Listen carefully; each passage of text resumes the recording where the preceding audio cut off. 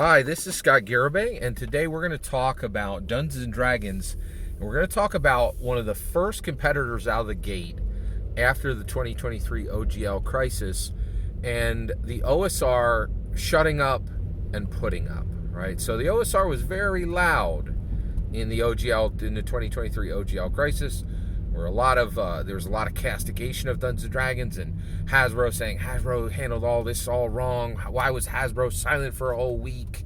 Why did they handle the OGL? And the OSR coming out and just saying we can do better, right? Like just all the masks taken off, and what Professor Dungeon Master and the Dungeon Dudes both identified as a war for the soul of Dungeons & Dragons, and like that there was huge cultural clashes in 2023 OGL crisis. And so what I want to talk about today is I want to talk about the first competitor product out of the gate, right? And it's Shadowdark RPG, and it is an OSR product, and I want, and I've said some harsh things about it already because I want D&D to win and I want the OSR to lose. And I mean, I want them decimated, right? I want 10% chopped off the top, right? And but the reality is, I do learn, right? And one of the things I absolutely detest is people who come to this channel every day and just spout complaints, right? You get to complain, right? You could even, and I would even say half the things you say can be complaint. But if you come here every day, right, you better say something nice every now and then, right? And what I want to do today is I want to give the OSR their flowers for what they were able to achieve with Shadowdark RPG, because they were able to achieve a few things, right? And I want to say the things I like about Shadowdark RPG, even as I highly dislike the product. And I have to say, I'm rooting for it to be decimated. I want it to lose ground, and I don't want it to prosper or succeed, right? Like, I don't want it to be gone, but I don't want it to succeed, right? In fact, I want it to fail, right? Like, but I gotta, I have to acknowledge, I have to give them their flowers, right? And that's what I'm going to do now. So what do I like about Shadowdark RPG? One, first of all, this is done by Kelsey, Dionne of Arcane Library, and I have used Arcane Library's resources previously. They have done some amazing breakdowns of specifically like spell lists and equipment lists, and making Dungeons & Dragons material accessible in concise card-based templates. And I've used these previously, and they are fantastic. So Arcane Library does do some solid creation, right, within the tabletop role-playing game space, specifically within D&D 5e space, right? Or within, I would say 5e. I don't even know if, I think we're really starting to see that there's Dungeons & Dragons and there's 5e. And those are two kind of really different things now, right? And the reason why is you get a lot of people who are like, I love 5e and I absolutely detest Dungeons & Dragons. And you're like, that sounds weird and confusing, like maybe almost like somebody with multiple personalities, right? But the more we get, the further we go, I kind of see it, right? Like 5e and D&D are not the same, right? There's modern D&D right now, right, which is the 5th edition of Dungeons & Dragons. But 5e there's so many people creating this copy energy stuff under it that I really think 5e is kind of distinct from D&D now, right? And there are, okay, let's get going. So Kelsey Dionne creates Shadowdark RPG. What do I like about it? I love the size. I know this sounds strange. It's the size of a trade paperback, but it is a hardback. It's a hardback on a trade paperback size. And man, I cannot tell you, and it's 330 pages. I think it should have been shorter. But I love that it's actually not the classic 8.5 by 11 like D&D canon hardback size. And I have to say, there's so much tradition around the D&D canon hardback size. I don't know if Dungeons & Dragons could really break away from their current book size. It's just like, people are like, I got a library, man. Your book better fit right next to my other. And I'm part of this group now. I got 40 D&D 5e D&D canon hardbacks on the shelf, right? And so, like, you better, I don't want the book to be a weird size. I absolutely love that this is a weird size, that it's a small book. And these these hardback books that are not the same size as a traditional D&D, and you could sit down and you could just like literally like rifle through it in your lap. It's very comfortable to hold. I absolutely adore the smaller book size. I think it's this really, really nice innovation. It's a risk they took, and I love it. I absolutely love it. In addition to that, all right, let's go a little further. Kelsey Dionne. She is young and she is female. And I'll tell you right now, that is a big freaking deal.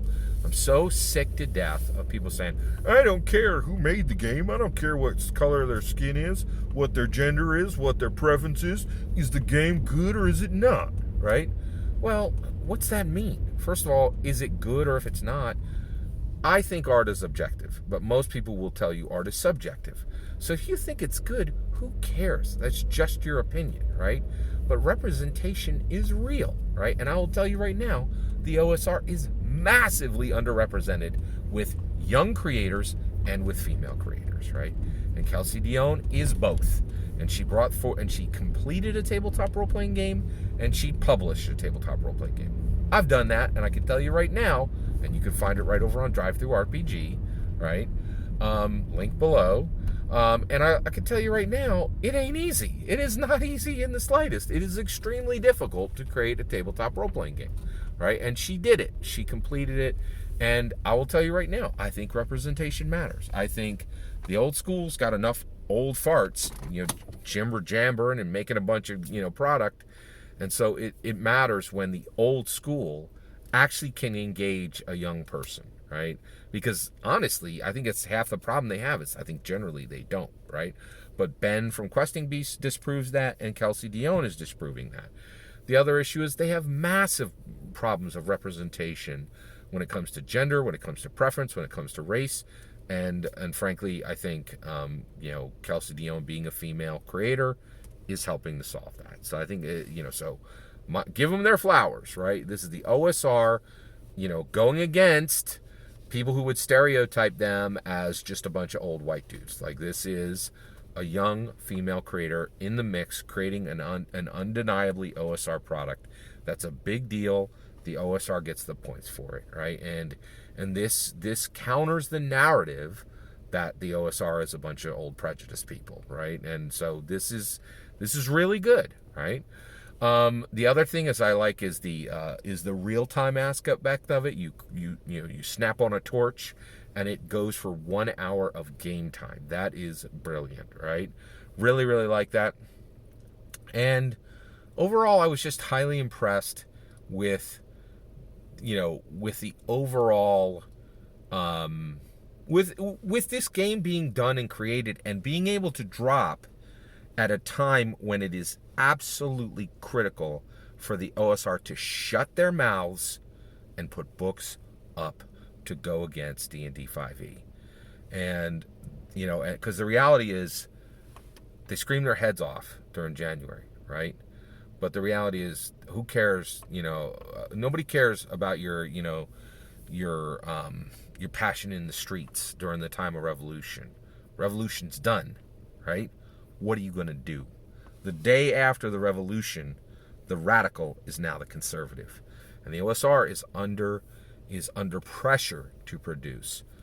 And look who produced first. Kelsey Dionne, right? Like, bunch of dudes, yelling at D&D saying they're doing it wrong. And Kelsey Dionne had more than words. She had a book. She had a product. And it's right there to compete with Keys from the Golden Vault, right? That's impressive, right? So I just wanted to stop and take a minute and give OSR its flowers and give it its point for its wins. Because I tell you when OSR is doing wrong. I don't hesitate to say it, right? But one of the things is we need to be honest, and when your opponent, puts up some points and does a thing, you got to give them their flowers. So I'm giving the OSR its flowers on this.